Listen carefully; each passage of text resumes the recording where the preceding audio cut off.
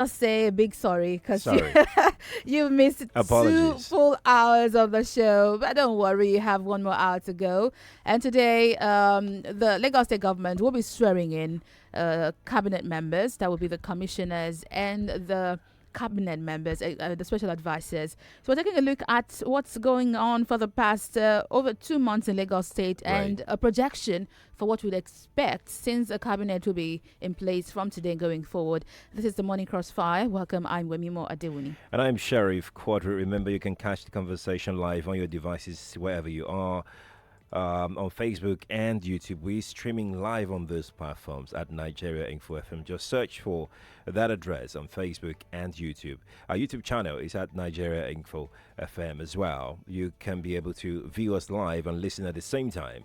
And you will also be able to join our conversation on WhatsApp. Our WhatsApp number is 0809 597 5805. That is 0809 597 5805. Well, we have a full house today. Our guests are here. We have Achike Chude, of course, here with us. He's been here since the front pages. Achike, good morning always, again. It's another good morning to you. And we have joining us also Mr. Babatunde Gbadamosi, who was a governorship candidate during the past election for ADP. Good morning, sir. Good to have you here. Good morning, Wemimo. It's nice to be here. Thank you very much. Thank you. We have on the line Benga Onitilo, who's a public affairs analyst and social commentator. Mr. Benga, good to have you here. Yeah, good morning. Good morning. I need you to speak into your phone so we could hear you better. That line sounds. Can you hear me loudly? Yes, much better. Now, remember that we're live and would like to read your comment and your calls later on the show. But let's tell you that this administration started off with a lot of promises during the elections, the campaign time, and of course after inauguration also. Let's start with the campaign. The campaign launched on the 8th of December, and the governor then a candidate made promises to Lagosians, which included constructing the much talked about Agboyi Bridge to ease vehicular traffic in the area, also promising to deliver modern housing scheme for low-income residents. There's also a promise to run an all-inclusive government if elected. And he stressed also that he would listen to the wishes of all Lagosians, adding that the campaign manifesto has been redesigned to accommodate requests specifically made by Lagosians after the 2019 elections, and probably in the spirit of triumphalism, with jubilation, happiness. Governor Babajide Sanwo-Olu said he would employ graduates at BRT drivers and pay them 100,000 naira as salaries. Everyone was excited. He made the promise while he was the governor-elect of the state, and he was asked questions by his former classmate of the Executive Masters of Business Administration class, Unilag, of the 1998-2000 set. At the same event, he claimed that he would end the Apapa gridlock on the Apapa Expressway within 60 days. I remember at the debate he had promised to end that gridlock within the first 100 days in office. So many promises So made. many, quite a lot of them, really. He said in the first 2 years of his administration, he would be setting up a volunteer corps where 100,000 youths will be employed to work as volunteers in traffic management. So it's quite a lot of promises that he made. Mr. Baba, let me come to you, sir, Mr. Babatunde. What the promises that he has made and what he has done so far, what are your views about it?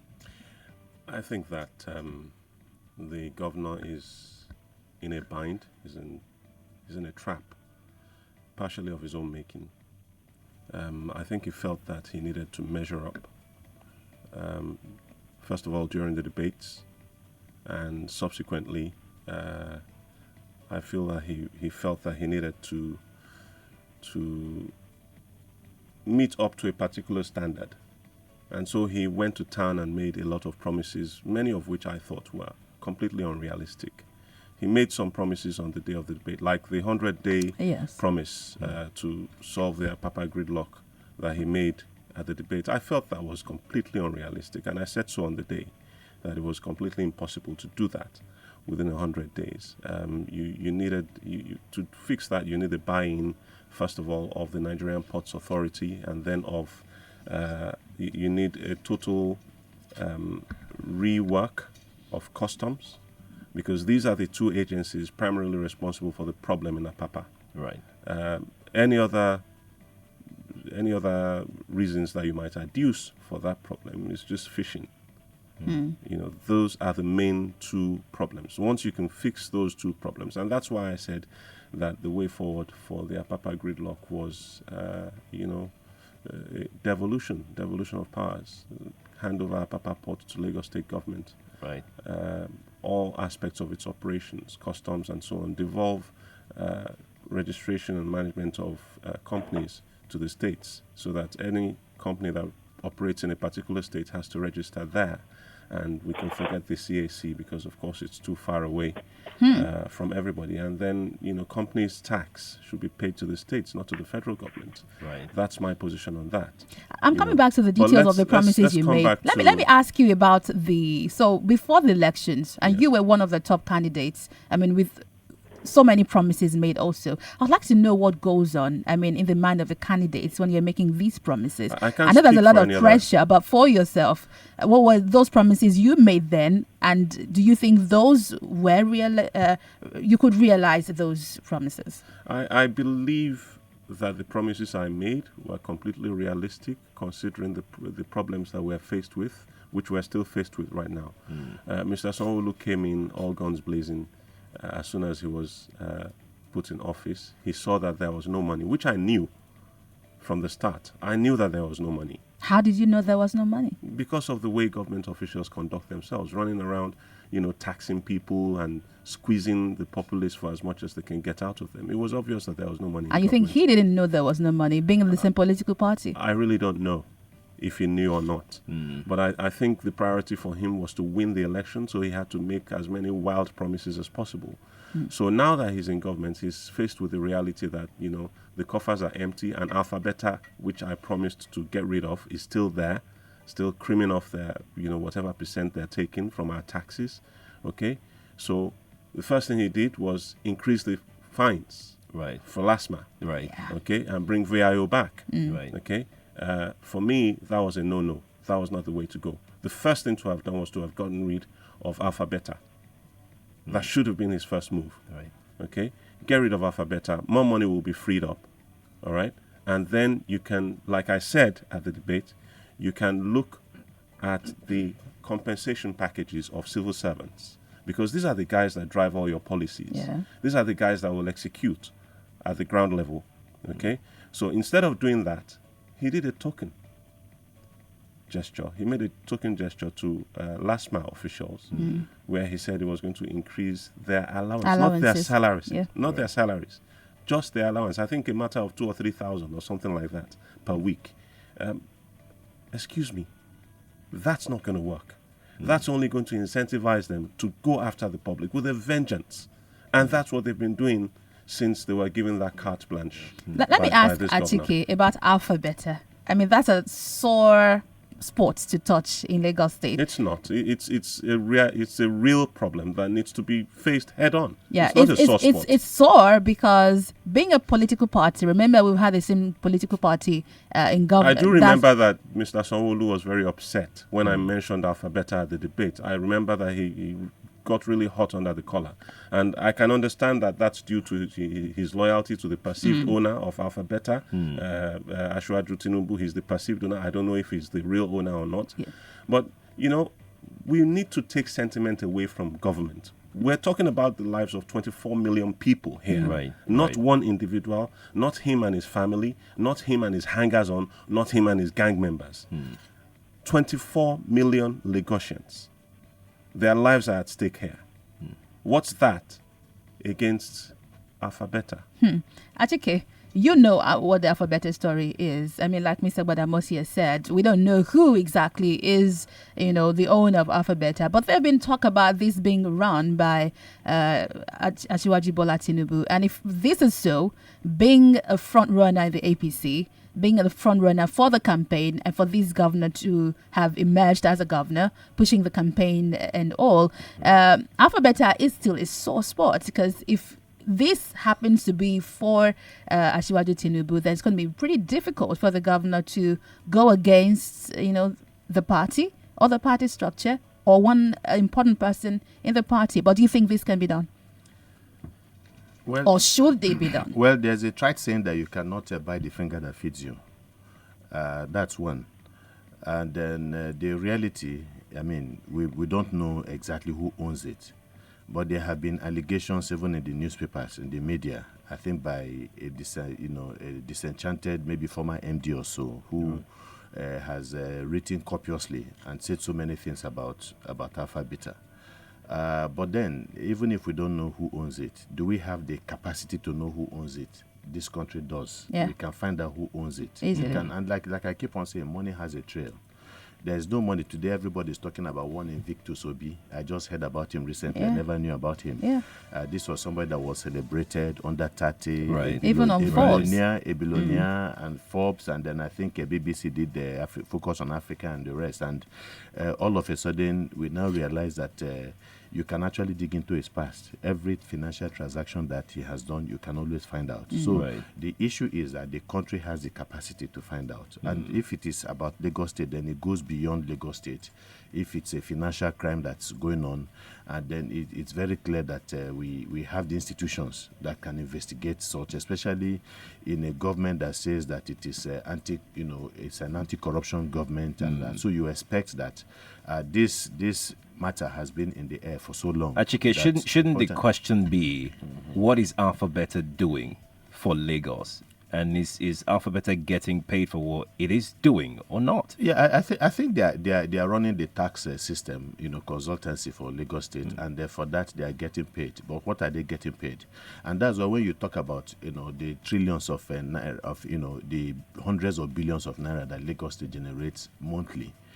So much of it goes to one company. I'm told it's about maybe 10% or maybe even more than that that they are getting. I think we're also told that the former governor also at the time had issues with Alpha Beta and wanted to reduce the commission that they were getting at the time. So, and if like my colleague here said, Lagos State is broke or doesn't have much money. The kind of money that is being generated, you can imagine, maybe 5%, 10% of what Lagos State government is earning going to maybe an individual or to a company. It's atrocious. It's an outrage in a way if you look at it from that perspective. That's so much money that can be saved. And then this tendency again to go after, to get this money from citizens that are already so much impoverished. There have been instances where somebody was being asked to pay about as much as 80,000 for a few faults, maybe with his fender, with the lights, and and then he says, "Look, you might as well sell the car and give me the change. Where am I going to get the money from?" Government should not operate at that level. And the fault, even in that argument, in that reasoning, is the fact that once you make it so prohibitive, the crime, the punishment you have to, financial punishment for a crime, what you do is to empower the other people who are executing that particular action against individuals to now be seen as maybe charging much less than the government is getting. So ultimately, at the end of the day, the money does not go to the government. Instead of paying 80,000 naira, you give me 25 and I'll let you go. Thank you. Exactly what I'm saying. And that is what we're seeing today. So they are really on a vengeance. They're out there and they're harassing people, up and down. So these are some of the issues. And I think that I agree with him that it cannot be a sore issue. I mean, since the lives of so many people are involved. But really, if you also look at it from another perspective, I believe that Lagos State should have a special status. That is something that has been denied Lagos State at the national level for quite some time. And that was why at a particular point in time they were looking to create maybe some more local governments, thinking that money will automatically accrue to these local governments in Lagos State. But of course it did not, because of the politics that is played at the national level. But again, in terms of human management of resources, how far has Lagos State gone? Lagos State is the most indebted state in the country. Right. But I'm talking of internal, domestic debt and foreign debt also. And again, some of these monies have been collected over the years, either for the area of provision of water, for the state, and so many other other things that they need to do with money. And ultimately, you do not see any basis for even collecting this money in the first place, because the water you don't even see. Please hold your thought. Mr. Gbenga, thank you for holding the line. This administration we're swearing its cabinet today, and let's begin to set agenda for this Lagos State administration. What are the things that you feel the governor should focus on now that he's about to have his cabinet in place? I think key for me still remains the key indices you measure governance by. Education remains one of the key primary for me. Healthcare, transportation. Those are the three key elements I think the government should be focusing on, because it's been proven that an average Nigerian spends about 70% of his income on transportation in Lagos State. So if you spend the bulk of your income or earnings on transportation, you ask yourself, how do you survive in a mega city? That Lagos has been found as a mega city. And it's amazing that the only option that consistently been put up to solving transportation problem in Lagos is road transport. And when you begin now to look at road network within Lagos State itself, how many of it and the explosion in population and the number of vehicles you have on the road, how many of it can it handle? Go to education itself. There's data. I've got some of those data from KFID and all that. You have about 18,000 primary and secondary schools in the whole of Lagos State. But out of that, you only have about 1,100 that are public schools. So which means the bulk of basic education is still being driven by the private sector. Right. Constitutionally, it should not be so. For a state like Lagos that generates the humongous IGL, it generates monthly. The question you begin to ask yourself, how much attention are you paying even to public education? And when you begin to talk, most of them start focusing education is more about the structure that you put down. Nobody is thinking about training for the teachers, empowerment, the curriculum, the teaching aids, you have the classroom, the environment where children, even school. You need to go to some of those public schools. Right. They are an eyesore. The teachers are not even well empowered. Most of the people you have teaching in most of the public institutions, they are people that just see it as maybe as an hobby. They don't have a job. They are not people that are really empowered and trained to operate in that environment. Right. Now go to healthcare as well. Secondary healthcare is struggling to survive. Primary healthcare is in shambles. So those are the things that I think a government that has an agenda should be focusing on, not just focusing on things like potholes. Potholes are things that should be driven by local government. It's funny that when you have a state government focusing on fixing the things like potholes, street lines, overhead, pedestrian bridges, and they begin to applaud themselves that they are doing things for the populace. But the key things that drive quality of the key things that drive people to create wealth are bundled around these things that we're talking about. Right. So if this administration is going to make a difference, if it's going to step away from what has been happening since 1999 to today, I think those should be their primary areas of focus. Okay. Let's talk about transportation, and this is a very crucial part. Lagos is about 20 million people thereabouts, and we have, like Mr. Gbenga has rightly said, Lagosians spend a lot of money and time, quite a lot, in traffic every day. Well, before Governor Ambode left, some buses were bought. BRT corridors were also, reconstructed in many areas of the state. Some of those roads, I drove through one yesterday. The road is bad already. Lagos roads right now are a mess. Yes, they are. Ikeja GRA, I drive through about twice a week. Everywhere. Awful. Mainland, awful, and so on. Mr. Gbenga said something important about potholes shouldn't be the, core duty of the state government.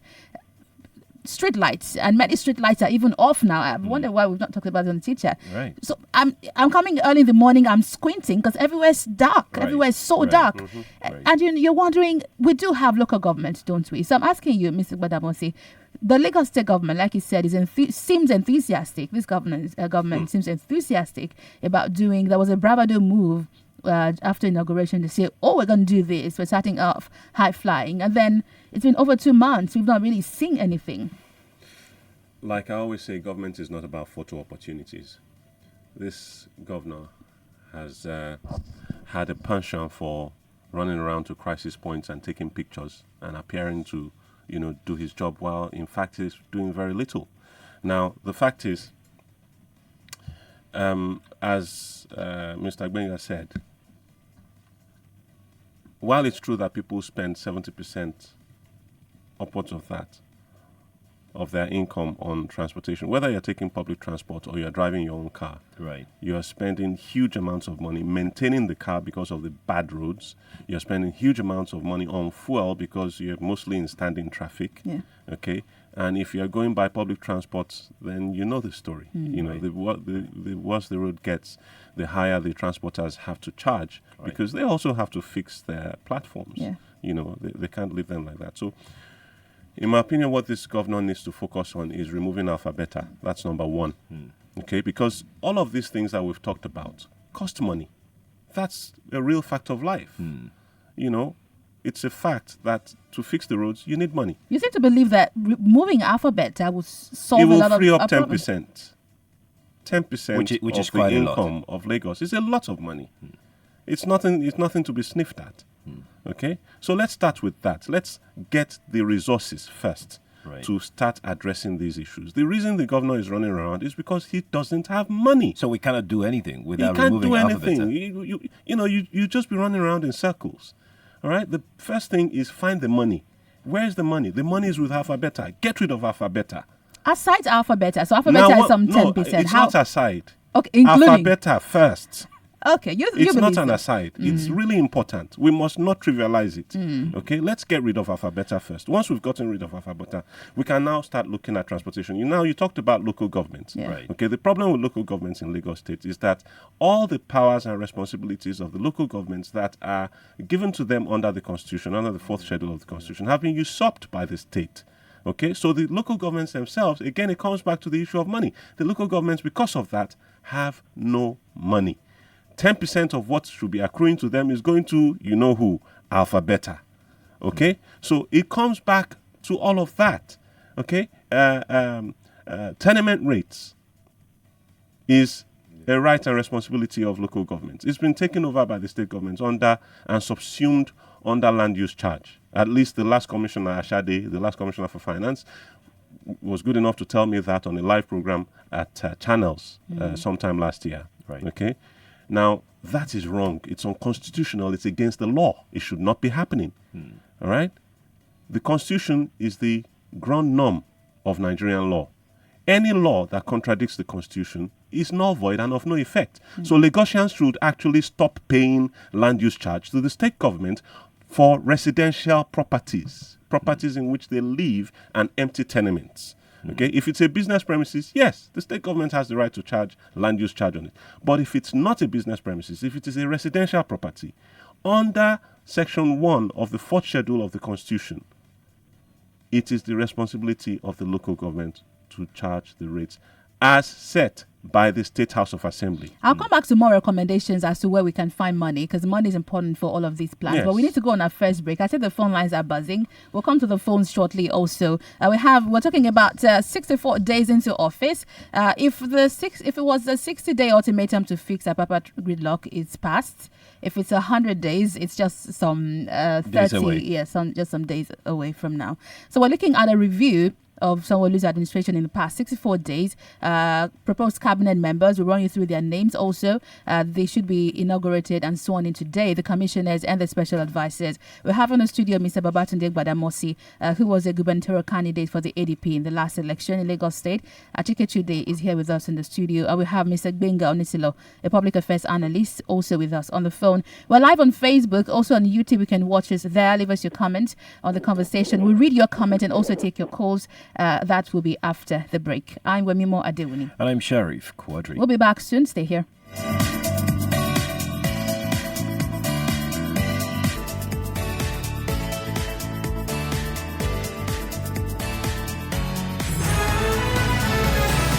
More talk, news, and sports after this.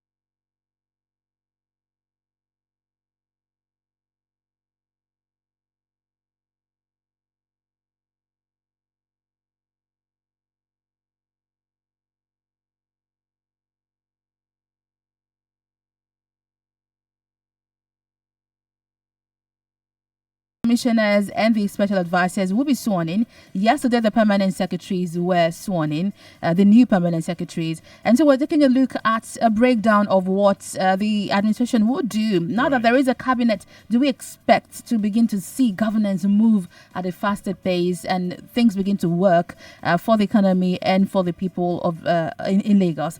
This is our conversation. We've started since 8. We see your calls coming in. Don't worry, we'll take your calls in a moment and also read your messages. But let's remind you, if you're just joining us, that we're streaming live on Facebook and YouTube. You can watch us live and leave us your comment also on Twitter. We have in the studio Mr. Babatunde Gbadamosi, former gubernatorial candidate for the ADP, and also Gbenga Onitilo on the phone. Thank you for holding the line, Mr. Gbenga. Thank you. Thank you. Also in the studio here, we have Achike Chude. We were talking about how to get money for the administration, and we believe enthusiastically that taking off Alphabeta will solve a big chunk of our problems, at least 10% of the revenue issue. So how else could the government get money aside raising fines and penalties like they've done for last month? Okay. Now, the state has a huge workload that it's taken on unnecessarily, in my opinion, especially from the local governments.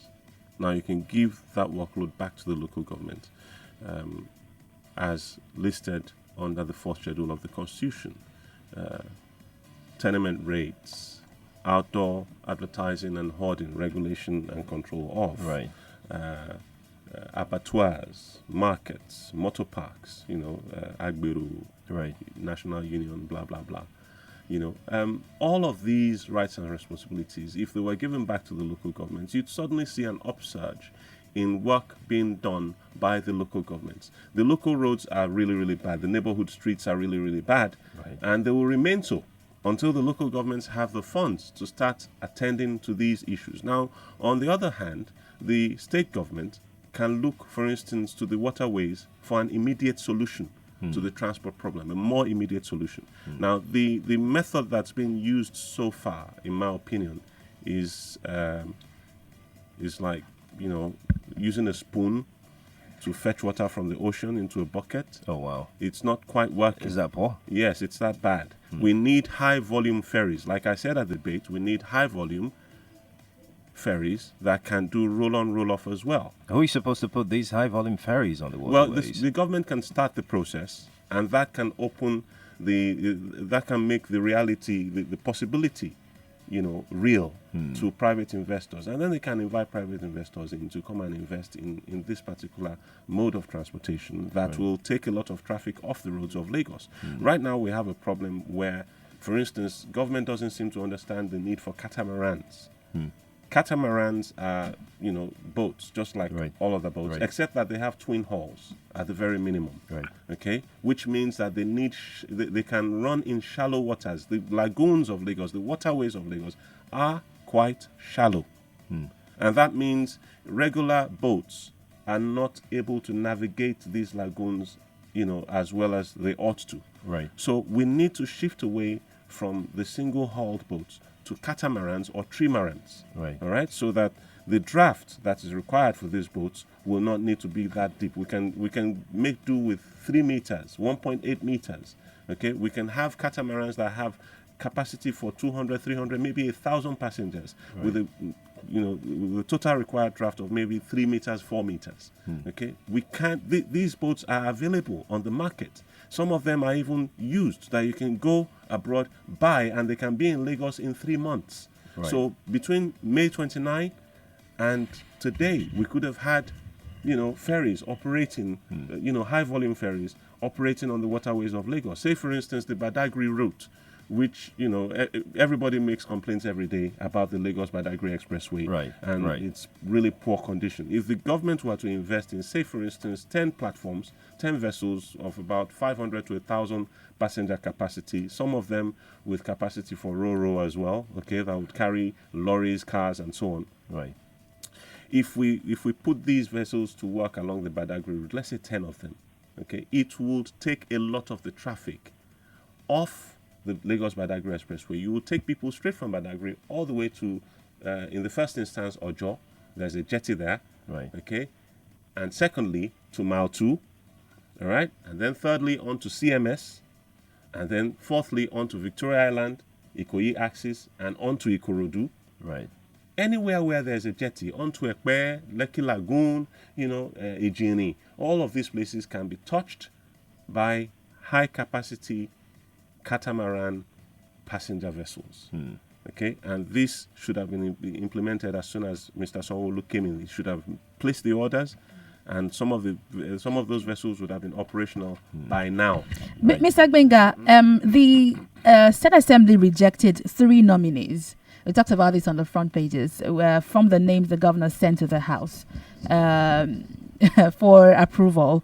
Earlier on, Achike seemed to think, just give it a while, the governor would then assert himself. But what do you make of this? Even for the ministerial nominees, it was all mostly take a bow and go. It was all assent, yeah, confirmed, yes, confirmed. Does it tell us that we have a legislature for this administration? Oh, Mr. Mr. Gbenga, are you there? Yes, go on, Mr. Gbenga. So what do you make of this? Does this show us that we have a strong legislature that would be able to provide adequate checks and balances for this administration? You have to see how Mr. Gbenga is laughing at me. Which strong legislature are you talking about? You just brought them from Mars or what? Hmm. You are talking about a state of House of Assembly since 1999 to state that has been so. When have you watched any engagement on the issue of budget presentation by this same state of assembly? The way people make so much noise about the people at the federal. Tell me about one state assembly in Lagos State that has really engaged any governor till date on the issues that affect the life of the citizens. They are the core representatives of the people in any local government. And the what do you call it? The list I even sent to them, it was more of a party affair. I never saw any critical engagement or bantering, which, for example, I remember when Hillary Clinton was nominated as Secretary of State. She was drilled for 12 hours. They even took a break. She was drilled for 12 hours. Secretary of State. I've never seen that happen in the history of this country, where people will be grilled. Whether you know the position somebody is going for or not, that's not the issue. Right. Because we are used to not attaching the position people are going for to the portfolio, or when it's been sent to the State House of Assembly or the National Assembly. It makes the point. But the thing is, we want to see the capacity of leadership in somebody. We want to see the capacity for analytics. We want to see the capacity for people to have emotional intelligence. We want to see whether somebody will be serving the interest of the people. Dig into their history. What is in their history that will stand against them being able to perform? One of the questions I heard asked of one of the female nominees then was, you're a woman, how are you going to manage your home and being a commissioner? I took a pause. I was like, are we joking? Are we joking here? That's very, very appalling. Very, very appalling. You are there to start the state. That's there to start the nation. So key questions will be asked are things that border around service, our commonwealth, about service to the people. What do you bring on the table? How do you think you can perform? How have you performed in the past in the place of leadership? What skills do you have? What training do you have? What are the things that you have even done in the past that we can say for sure that you can actually deliver? So it's just the same order. The State of the House of Assembly has not really come out. It's because most of them, at the end of the day, they are always being funded by most of the state governments. Right. An average State of Assembly person sucks up to the government. But they don't look like they're going to suck up. That's the point. Mr. Gbenga, the speaker, the speaker said that they will not be afraid to pass a vote of no confidence on any of the commissioner nominees, and you're saying that it still doesn't matter. Well, if you want to believe a docile State of Assembly, when Ambode was there, most of them were there when Ambode was there. What exactly were they doing? What exactly did they accomplish until they were asked to start working against the guy? They always stand to the puppet master. The only stand. So the problem is that Achike, do you believe the same thing? I mean, does this not matter? Remember some of the comments we read during the front pages was to say, oh, for once we have an assembly that says, no, we don't want this person, no, we don't want. Although they've said the governor can renominate them if he wants. Look, one of the questions you'll be asking yourself, how many of these people actually engage their constituency? Let's start from there. How many of them are really engaging their constituency rather than going about sharing motorcycles, tricycles, and share all these things that use pepper grinder? Those are all the things they do. They don't actually engage and get feedback from people. But most of their constituencies are in the mess. The roads are deplorable, no transportation, no primary care, education is the worst thing ever. Let's tell you the names of the confirmed nominees that will be sworn in today.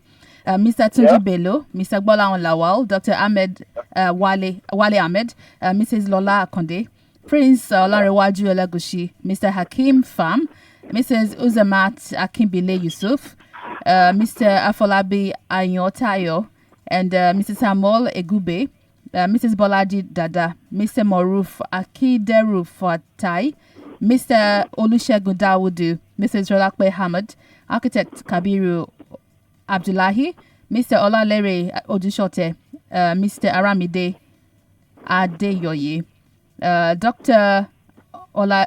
Frederick Oladende, Mr. Olatubosun Alake, Mrs. Moyosore Onigbanjo-san, Professor Akin Abayomi, Dr. Rafi Olowo, Dr. Idris Salako, Mr. Bonu Solomon Sanu, Mrs. Folashade Adefisayo, and Mr. Oluwatoyin Fanyika. Also, Princess Aderemi Adebowale, Mrs. Shulamite Adebolu, Mrs. Toke Benson Awoyinka, Mr. Adetokunbo Wahab, Mrs. Ajibola Ponle, Mrs. Yetunde Arobieke, Miss Ruth Olasonya, Mr. Gbenga Omotosho, Mr. Oladele Ajayi, and Mr. Joe Igbokwe. And the rejected ones, Miss Adekemi Ajayi Bembe, Mr. Obafemi Judge, and Prince Olarewaju Sanusi. Achike, look at this list. Can you identify anyone on this list? Do you know who might be getting what position? Because we don't know what post they're having until we have no idea this morning. And do we have an idea of why these three were rejected? No, look, let me tell you that there was a time, even when I was growing up, when it was our duty to know every minister in this country. Even at state levels, we knew them. But over time, maybe as a result of the diminution in the responsibilities of political leaders, a lot of people tend to see some of these things as rituals. And you might not blame the people, because ultimately, at the end of the day, it's about delivery of services. Nigerians have an idea or know that these people are there for a special purpose, and that is the essence of the whole politics. Everything that you see, people coming to the to the general masses of people to tell them, look, I am going to make your life better and all of that. So over time, because they have not been able to perform, there has been this loss of interest, in the kind of people that qualify to occupy government offices, because ultimately there is nothing to deliver apart from maybe Tunji Bello, Joe Igbokwe, and maybe because of their high visibility, most of these people are relatively unknown. But when you go deeper, you will know that most of them are not even technocrats. But even beyond that, and that was the point I wanted to make, if you permit me, and that is the issue when you were talking about where one can get resources from. Yeah. The fact, first of all, is that regardless of how much resources you put in a local government or a federal government or state government, the people have a certain responsibility to play in the politics, in the politics that they are of the country. They are the ones that will determine what kind of government they want. The people drive the government. Ultimately, at the end of the day. So even if you do the necessary thing to change the laws and to empower the local government, of course, they're already empowered by virtue of the provisions of the Constitution. But what has happened has been a conspiracy among the political elites in this country, because they have things to benefit from it at the federal level, at the state level, and all of that, to make sure that the local government that is also a product of the same law that produces all of them too, is marginalized for personal aggrandizement, and we all know that. But beyond that is the fact that the people themselves have roles to play, because no matter how much you put in the hands of local government councils, for instance, if the people themselves do not engage these councils, if the people themselves are not involved in the day-to-day governance of these public officers, the same thing that happens across all the states in this country is also going to happen. People are going to fritter these funds. Right. So it is important that you need to build that social consciousness of the people to truly understand their responsibilities. After all, somebody has said that the price we have to pay for democracy is eternal vigilance. But again, beyond that, I argued previously during the press review that there is nothing you can do to turn this country around. There is no magic that can be done. If you do not look at the political base of this country and begin to change, the politics of, and when you talk about devolution, it's at the level of politics that you can talk about devolution. Right. And you talk about restructuring. It's at that level that you can talk about restructuring. It is only when you get the politics right that you can begin to get, the economy right. You now begin to talk about development and the rest. But it is the politics that drags the country down. You understand? With the kind of people who are manning the various political setup. But most important, let me just make this point, please. Yes, please. Lastly, and that is the fact that this country is one that is blessed. Every state in this country, we do not have any business being a rentier economy, depending just on oil revenue. Why can't you change the existing laws of this country that makes it mandatory for the government to feed off, the federal government to feed off the resources from every part of this country? Why not allow the states some level of freedom to also exploit the resources found in their domain. And then ultimately, at the end of the day, everybody is richer for it. Because what it means is that with the resources of each of these states developed fully, you are now going to pay, money, taxes to the federal government. Achike, please hold on. We need to get to the phone lines. I would have loved for Mr. Gbadamosi to weigh in on this cabinet thing, but let's quickly get some thoughts because our listeners there are so on many the line. comments, even online. That's right. We hope we can read all of them. We cannot. But here are the lines you can call us. Do listen to this. Call us on 01-277-0993, 01-277-1993, 01-277-2993, and 01-277-3993. This is Nigeria Info. We are listening. Yes, this is Nigeria Info. We are listening. And someone just started a hashtag Alphabeta must go. On Twitter, they're listening to Mr. Gbadamosi.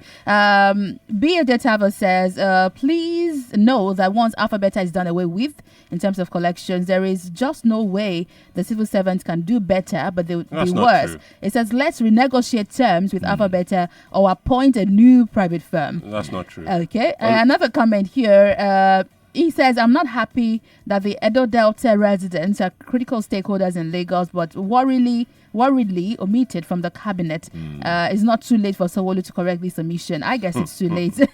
Let me take this. Olowo Jeje said, Alphabeta was there during Fashola administration and no much noise. Our politicians have a lot of painting pictures of their personal interest. Alphabeta almost cost Fashola his seat for the second term. Oh, wow. Okay. Pastor Oladapo is on the line. Let's get to speak with him. Hello. Good morning. Yes. Good morning. This is Pastor Oladipo. Oladipo. Welcome. Please take 30 seconds. We have a lot of people on the line. Yes. Welcome. I want to quickly say that Lagos is under strangulation. It will be difficult for it to be developed. Sincerely speaking, with the situation on ground. Let me say this. Tunji Bello has been in government since 1999. That's correct, yeah. To date, what happened? God deliver Nigeria. That was pretty funny. Larry Lord says, Babatunde Gbadamosi is on Nigeria Info. He says he's requesting you to mention the state of the road on Lekki Ekpe. It's horrible. The Lekki Ekpe Expressway is a disgrace to Nigeria as a country, considering that it's so heavily tolled. Right. It's the most tolled road in Africa, and it's also the most expensive road in the world at $16.6 million per kilometer for the expansion work that started in 2006. As at 2019, 13 years later, they still have not finished. Now, bear this in mind. The original road, the original dual carriageway, was constructed to 65 kilometers by the Jakonde administration in 3 years flat. 1980 to 1983. That's all it took them. David is on the line from Lekki. David, good morning. Sorry about that. We have a comment here from Kazim Bayomi on Twitter who says, I think the question should be if Alpha Beta is duly contracted to carry out the state audits and if it is doing it according to its profession. You mean if the professional, it says, if it is so, then let's just leave it be. Absolute rubbish. Also, let's go over to Facebook. Badamosi Olaleko Sheriff says, wow, 84 days already? Well, I will be looking out for what exactly the local governments have to offer. If the governor has promised to listen to the people, then according to the framework of localizing the SDGs, the governor should empower the local government for every Lagosian to feel the impact of good government. I think is on track. Kola Olaiton says, if Mr. Badamosi feels he has facts and is so strong and feels so strongly about Alpha Beta, what stops him as a citizen of the state from taking steps to stop it? A public analyst and unbiased person would say this. He's saying, can citizens then take this up? This is Lagos. It is run by a hungry lion from top to bottom. Every aspect of Lagos is tightly controlled by a hungry lion. Including the judiciary? No comment. All right, let's. Oluwafemi is calling us from Apapa. Oluwafemi, good morning to you. Good morning. Good morning. Okay, quick one. During the course of your analysis, you said something about citizens' participation in the governance, right? And I want to ask, is it that we have not really placed priorities on good governance? It is the reason why we're still debating on this, Hello. I want to ask, why is it that we have not prioritized good leadership in this part of the world? As citizens, you mean? Well, good question there. Abayomi Awoy says, if what goes to Alpha Beta is available for use for the Lagos state government, Lagosians will enjoy the benefit of more infrastructure. Absolutely. Right. Kobishi Abdul Latif says, good morning, people. Mr. Achike and Mr. Badamosi, I hope in the long run you find your way into government. And all the campaign policies you gave during the debates and now would manifest and Lagos to be better than it is now. But before then, kindly give your 2 cents to the government of the day before that time so we can all enjoy Lagos. Absolutely not. You said absolutely not. I've been doing that. Oh, you've been doing that? Yeah.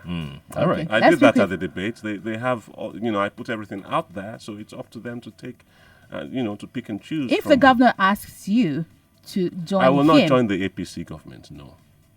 Because I know what's going to end up happening. You present the best that you have, and they take it to Bodilon, and then Bodilon modifies it, and by the time it comes back, you, the initiator, will not recognize anything. Has it happened before? I recall you mentioned something like that. Many people have gone into government and come out really disillusioned. They've come out unable to state their disillusionment in public, but I know the private conversations I've had with some of these people. And I'd rather not, get in bed with these sort of people. Let them finish their term and go. And then we can start on a clean slate. Oladipo is on the line from Ikeja. Good morning. Hello. Oladipo, good morning. Okay, we can't hear you there. You might want to try another one. Let's see who else we have here. Or we just head over to Twitter where the argument is ongoing about this Alpha Beta issue. Some people are saying, well, that's the way it is. Just leave it that way.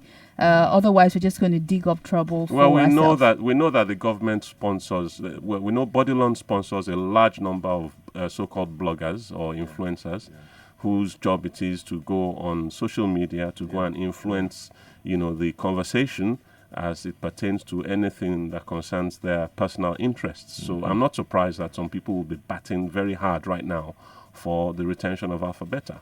Right. Indeed. Let's head back to the phone and take 2 more calls before we go. Good morning. Right. Good morning. Good morning. Yes, good morning.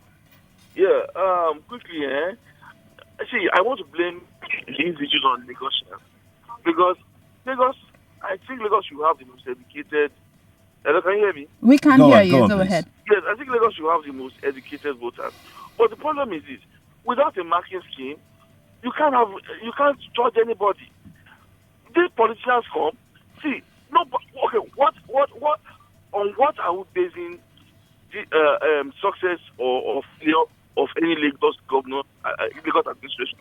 Media. See, we don't even know we've not even asked them for anything. On education, what have we asked them to do? For roads, what have we asked them? What have we really asked them? Oh, well, okay, in 4 years' time, what will determine if Sanwo-Olu'S has failed or delivered? What's a yardstick for measuring the success? Yes, Media. we don't have a yardstick. Right. Great questions he has raised. He built roads. Oh, he did this. He touched road. He bottled. We don't even have anything. No way of measuring successes and performances. Media. Media. Yeah. Mr. Amos, very, very quickly, because the cabinet will be sworn in today, hopefully. And we talked about earlier how the people that are being picked right now. In your opinion, what does it take to put together a cabinet? And what's the best way of putting together a cabinet? The first thing you have to have is an agenda. If you have a clear agenda, then you know the sort of people you need to drive that agenda. There's a theme agenda. THEME. That's what the government with an S. Themes. I don't understand what that means. Transport. Education. Environment. Sanitation. And so, amongst all the people that have been appointed, which one of them can you point at and say this person can handle transport? Is it Tunji Bello or perhaps Joy Bukwe or maybe Wale Ahmed? Are you impressed by this ensemble? Absolutely not. I'm not impressed by any of them. The first problem I had was that none of the names jumped out in terms of their previous competence outside of government. I mean, look, for instance, at the government of Oyo State.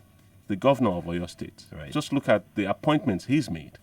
Okay, for instance, he appointed the former Commissioner of Police of Lagos State, Osheni, as his security advisor. Now, just look at that singular appointment. The amount of confidence that puts straight away into Oyo State as a going concern, so to speak, the kind of confidence it will build in the citizens of Oyo State themselves. Mr. Gbenga, as we begin to go, are you impressed by this ensemble that will be sworn in today?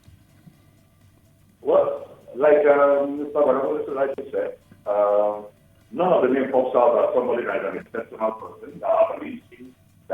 Your line is very poor, Mr. Gbenga. Echoing because it's on speaker. Your line is very poor. Can you hear me better? Yes, it is much better. Okay, just to add something to what Mr. Badamasi has been stressing all day, and it has to do with this issue of alpha beta. Let me just take you back a little. Ethiopian Airlines became what it became today because several years ago, the government employed the expertise of some Americans to build one of the biggest airlines, and they created the framework within 5 years. After 5 years, they stepped aside. What can you say about Ethiopian Airways today? It's one of the most profitably run airlines in the world. Yeah. Why am I saying this? Even if you're going to sign something with Alpha Beta, it should be calm to empower people, create a structure, create a system, and exist, and allow the civil servant to take over the responsibility. If that was missing, but for it to be ongoing and continuous, then there's something more. The sad thing about Alpha Beta is that they're not actually doing anything. They're just printing receipts. No, they are using the resource of NIRS. The same Lagos State government staff. Lagos State government staff are the ones using their receipts to sign receipts for taxpayers. That's it. So that's I don't understand. All right, finally, Achike, and very quickly. For the person who made comments about citizenship empowerment, the political process, I would just say this. That the Nigerian state has been captured for a very long time. And so I think somewhere along the line, Nigerians themselves have to fight a battle, a struggle of liberation to liberate themselves and then take their destiny to their hands. Absolutely. All right, we must wrap up now. It's been a very full conversation. You can watch a replay on Facebook or YouTube if you missed any part of our chat today. We need to go. Let's keep talking at Nigeria Info FM on social media. You can also find our guests on Twitter and you can engage them there. I'm also up there at Wemimo Sports and Sheriff Quadry at Sheriff Quadry. We have been produced today by Tosin Akinride. Big thanks to Zainab Yakin and Yvonne Ohefo for assisting. We'll see you again tomorrow morning. But we'll be back at 10 o'clock to give you an update of the swearing in. Right. Our reporters are standing by right there and we'll be bringing you live coverage as usual. So join us again. I'm Wemimo Adewuni. And I'm Sheriff Quadry.